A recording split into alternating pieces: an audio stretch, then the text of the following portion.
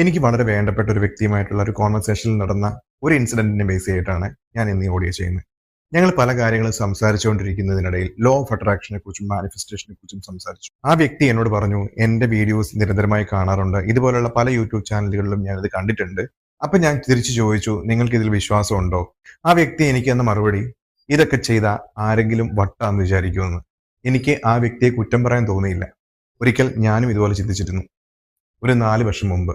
കറക്റ്റായിട്ട് പറഞ്ഞാൽ കൊറോണ എന്ന പാൻഡമിക് ലോകം മുഴുവൻ വ്യാപിച്ച ആ സമയത്ത്, ഞാൻ നാട്ടിലെത്തിയ സമയത്ത് ലോ ഓഫ് അട്രാക്ഷനെ കുറിച്ചും മാനിഫെസ്റ്റേഷനെ കുറിച്ചും ഒക്കെ ധാരാളം കേൾക്കാനിടയായി. പലരുടെ അനുഭവങ്ങൾ ഷെയർ ചെയ്യുന്നത് കണ്ടു. ഞാൻ കുറച്ചുനാൾ പ്രാക്ടീസ് ചെയ്യാൻ തുടങ്ങി. പക്ഷെ എന്റെ ജീവിതത്തിലൊന്നും നടന്നില്ല. അതുകൊണ്ട് ഞാനും ഇതേപോലെ വിധി എഴുതി തള്ളി, ഇതൊന്നും നടക്കാൻ പോകുന്നില്ല. പക്ഷെ ഇന്ന് വളരെ വ്യക്തമായി ആധികാരികമായി ഇതിനെക്കുറിച്ച് പഠിച്ചിട്ടുള്ള ആളുകളുടെ നിന്നും കിട്ടിയ വിവരത്തിന്റെ അടിസ്ഥാനത്തിലും അവര് പറഞ്ഞ പോലെ ചെയ്യാൻ തുടങ്ങിയതിന്റെ അടിസ്ഥാനത്തിലും എന്റെ ജീവിതത്തിൽ ഞാൻ റിയലായിട്ട് എക്സ്പീരിയൻസ് ചെയ്ത മാറ്റങ്ങളെ അടിസ്ഥാനമാക്കിയും ഞാൻ ഇന്ന് ശക്തമായി law of attraction manifestation technique practice ചെയ്യും.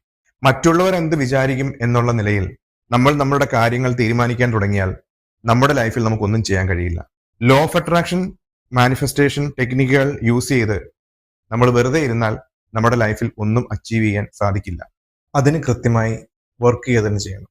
Minimum 1 hour manifestation, meditation, water ടെക്നിക്കിന് വേണ്ടി സ്പെൻഡ് ചെയ്തുകൊണ്ട് നിങ്ങൾ എഴുതി വെച്ചിട്ടുള്ള നിങ്ങളുടെ ആഗ്രഹങ്ങൾ അച്ചീവ് ചെയ്യാൻ വേണ്ട കാര്യങ്ങൾ യൂണിവേഴ്സിൽ നിന്നും law of attraction magical energy ഉപയോഗിച്ചുകൊണ്ട് നമ്മുടെ ലൈഫിൽ നമ്മൾ ആഗ്രഹിക്കുന്ന എന്തും നേടിയെടുക്കാൻ ഈ പ്രപഞ്ചം നമ്മളെല്ലാവരെയും അനുഗ്രഹിക്കട്ടെ.